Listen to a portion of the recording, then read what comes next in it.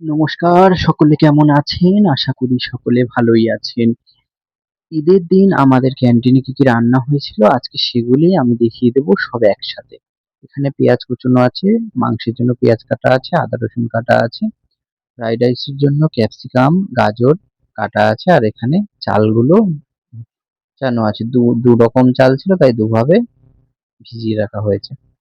আর এখানে পায়েসের সব জিনিসপত্র আছে। এখানে আছে বাতাসা আর পাঁপড় ভাজা হবে চাটনির সাথে, আছে পাঁপড়, আছে চাল, গোবিন্দভোগ চাল, কাজু কিশমিশ আর আমুলের দুধ, আর আছে ফ্রাইড রাইসে দেওয়ার জন্য খাঁটি ঘি।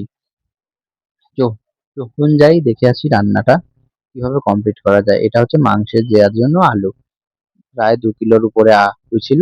আর দেখুন আমি ফ্রাইড রাইসের ভাতটা বসিয়ে দিয়েছি। ভাত জল গরম করে গরম মসলা জলে দিয়ে অল্প একটু লবণ দিয়ে, সীমিত পরিমাণ লবণ দিয়ে বসিয়ে দিয়েছি ভাত। দেখুন ভাতটা কমপ্লিট হয়ে গেছে। আর এবার আমি করব চাটনি। চাটনির মধ্যে দিয়ে দিয়েছি আমি তেল। কড়াই বসিয়ে কড়াই গরম করে দিয়ে দিয়েছি তেল। এবার দেব চাটনিতে ফোড়ন, 5 ফোড়ন, শুকনো লঙ্কা, তেজপাতা ফোড়ন দিয়ে সেদ্ধ করে রাখা আমগুলো আমি দিয়ে দেবো আগে। আর দিয়ে দেবো হালকা করে একটু লবণ আর একটু হলুদ। আপনারা যদি টমেটোর সাথে আম দিয়ে চাটনি করতে চান তাহলে অবশ্যই আমটা আগে হালকা একটু সেদ্ধ করে নেবেন। আমি হালকা একটু সেদ্ধ করে নিয়েছিলাম, তারপরে তেলে ফ্রাই করে নিয়েছিলাম। আমি এইভাবে চাটনিটা ফার্স্ট করলাম, আপনারাও চেষ্টা করে দেখতে পারেন, ভালো হবে। আমার প্রথম অভিজ্ঞতা বলছে ভালো হবে। আর যদি আপনারা নামানোর আগে একটু মৌরি আর শুকনো লঙ্কা ভেজে গুঁড়ো গুঁড়ো করে দেন, আচার আচার টেস্ট লাগবে।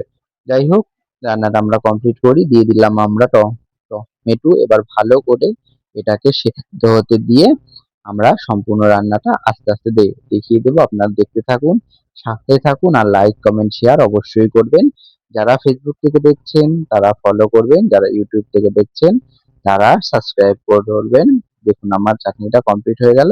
এতে কিন্তু কাজু কিশমিশও দেওয়া হয়েছিল। দেখুন চাটনির লুকটা আমার গামলায় ওঠানোর পরে আর লুক ফটোটা ক্যাপচার করা হয়নি। আর এখানে হয়েছে আবার পাঁপড় ভাজা।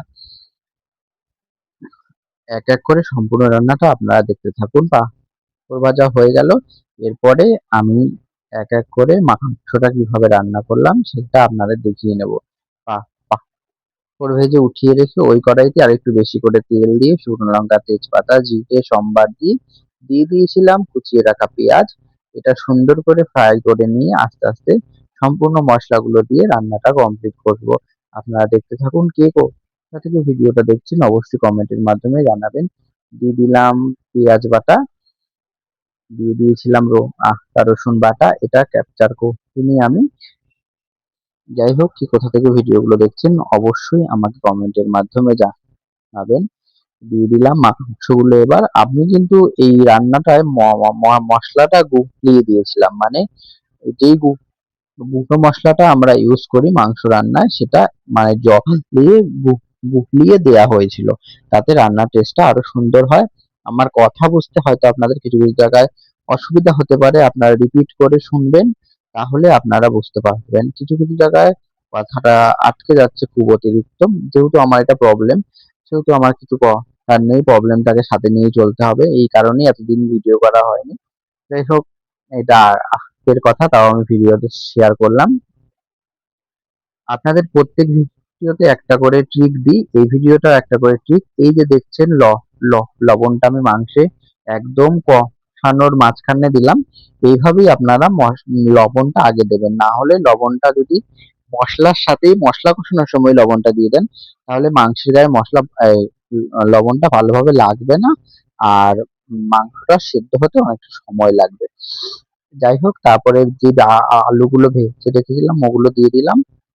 যাক, মাংস রান্নাটা কমপ্লিট হয়ে গেল। এখানে এবার ফ্রাইড রাইসের জন্য আমি ফুলকপি আর ক্যাপসিকামটা ভাজছি, এর সাথে দিয়ে দেবো গাজর। আর এই যে দেখুন ভাতটা নামানো আছে, এই ভাতটাই আমি কড়াইতে দিয়ে আজকে ফ্রাই করে ফ্রাইড রাইসটা রান্না করব।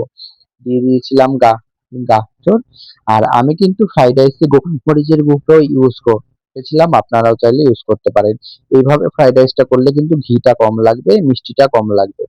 আর চাইনিজ যে জিনিসগুলো সেগুলো একটু বেশি লাগবে। দেখুন ফ্রাই হয়ে গেছে। এর মধ্যে আমি দিয়ে দিচ্ছি কাজু আর কিশমিশ। এটা আপনারা বেশি করে দিতে পারেন। এর জন্য কোনো আপত্তি নেই। আমার এই রান্নাটা করতে, করতে আমার আগের ক্যান্টিনের কথা মনে পড়লো। আগের ক্যান্টিনে আমি এই ফ্রাইড রাইসটা করতাম। আর যারা খাওয়া-দাওয়া করতো তারা খুব ভালো খেত। আমার একটা আঙ্কেল ছিল ওইখানে, ওই কাকাটা বলতো যে তোমার হাতে ফ্রাইড রাইসটা খুব ভালো হয়।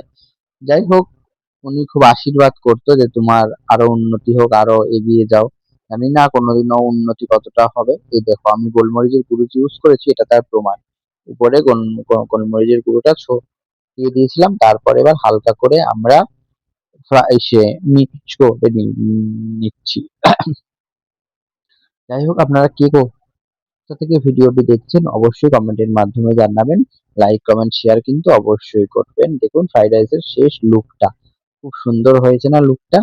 যাই হোক, অবশ্যই কমেন্টের মাধ্যমে জানাবেন। আজকের মতো এখানেই যাচ্ছি। গল্প আরো হতে থাকবে।